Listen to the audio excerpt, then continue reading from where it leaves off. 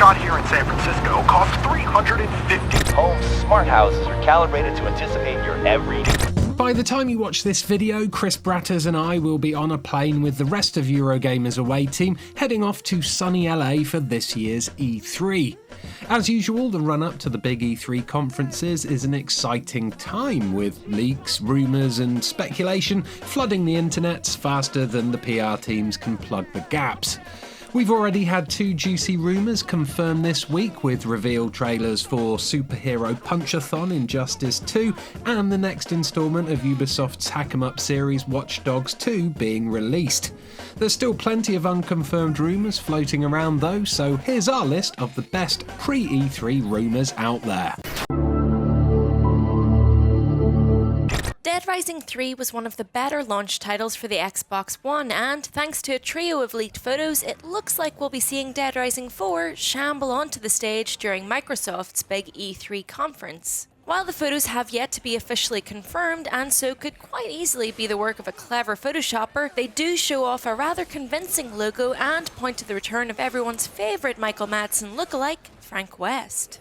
Eckham, a reliable source on Twitter, posted an update suggesting that Dead Rising 4 would not only be a remake of Dead Rising 1, but would also be set during Christmas time, with the mall and also the surrounding areas available to explore. He also added that the game would feature 4-player co-op, something we've not yet seen in a Dead Rising game. Although Dead Rising 2 did feature 4-play competitive multiplayer with its Terror is Reality game show. We don't know for sure until next week, but either way we're dying to find out. Get it? Dying? Because Dead Rising? Ian wrote the script. You know that card game you can play in The Witcher 3 when you're not busy finding saucepans for old ladies or stabbing folk with your massive swords? Well, it's set to be released as a standalone game, according to this report by NerdLeaks, who spotted that a trademark had been filed with the EU IP office for Gwent, the Witcher card game.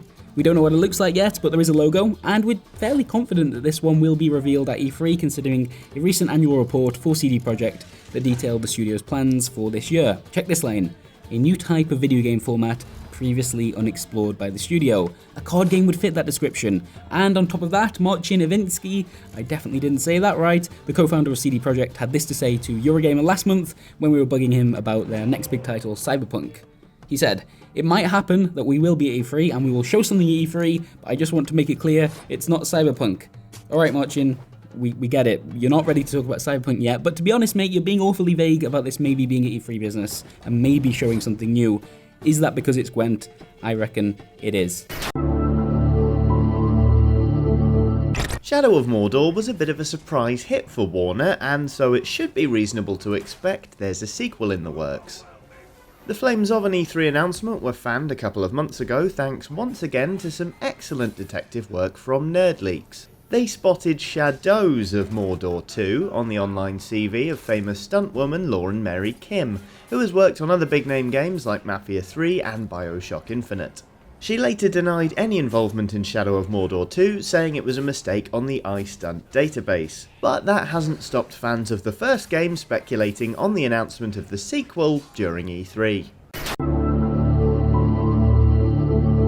People have been predicting a new Battletoads game from Rare for over a year now, and it's not really surprising considering the amount of hints Microsoft has been dropping lately. Back in January 2015, Phil Spencer took to the stage at a Windows 10 media briefing in a Battletoads t-shirt. Then at GDC in March he announced that the Warty Wonders would be making a special appearance in the Xbox One version of Shovel Knight. Finally, in August that year, one of the Battletoads, Rash, was announced as a new fighter in Killer Instinct Season 3. While there have been no leaks to suggest an appearance at Microsoft's conference this year, the amount of love the studio has been giving the characters certainly suggests something's in the works, so a surprise appearance actually wouldn't be that much of a surprise at all. And hey, Rare have probably got a heap of spare time on their hands now that the Kinect has been put out to pasture, so here's hoping they've been working on a new Battletoads game at the same time as Sea of Thieves. We've bunched the next 5 rumours into one big Bethesda section, because basically the whole conference lineup has been hinted at by various voices around the net. The first one, Dishonored 2, is a pretty safe bet considering everyone knows it's in production already. The rest of these rumours, however, may come as a bit of a shock. Firstly, multiple sources have claimed that a Skyrim remaster is on the way, so I guess we'll have a whole new console generation's worth of arrow to the knee jokes to look forward to. The remaster is set to include all the DLC as well as improved visuals. Most exciting of all though is, if this turns out to be correct, it could be the second Bethesda game to come with mod support for consoles.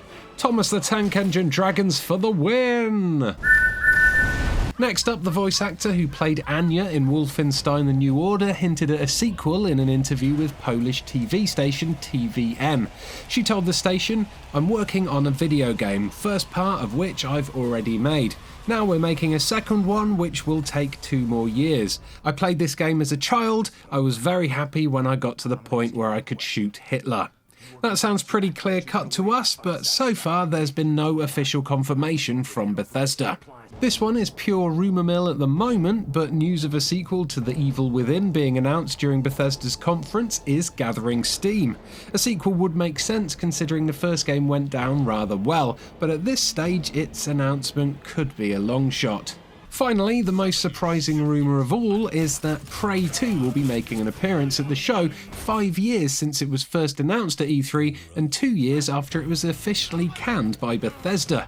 Rumours suggest that it's completely different to the one we saw in E3 2011 though, and that it's now being developed by a new Austin, Texas branch of Dishonored developer Arcane.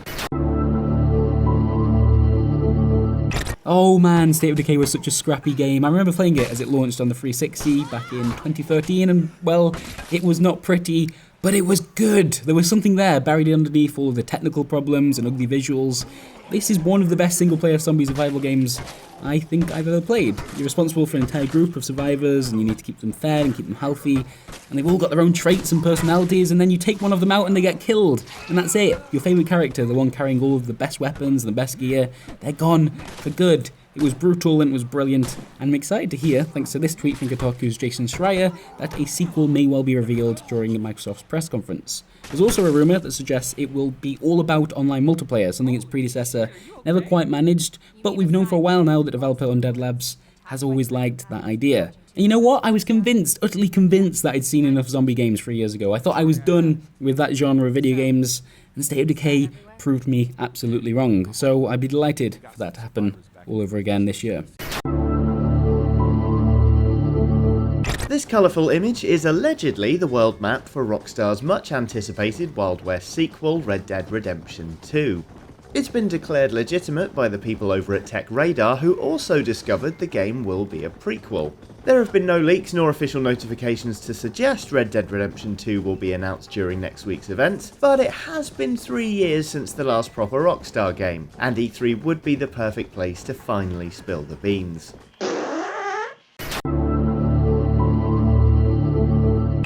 This last one down as super speculation, but we've heard whisperings that E3 will mark the announcement of Resident Evil 7. The most surprising part of this rumour though is that the game could be PSVR, and that Capcom's spooky PSVR kitchen demo was actually a gameplay prototype for Resi 7. That does sound like an impossible stretch, but the way Capcom has treated the series recently, anything could happen.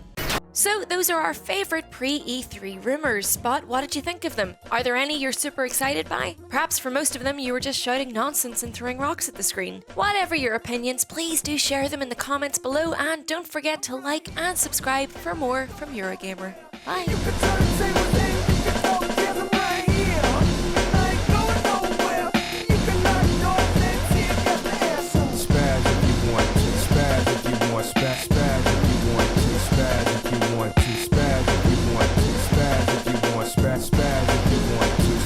If you want to.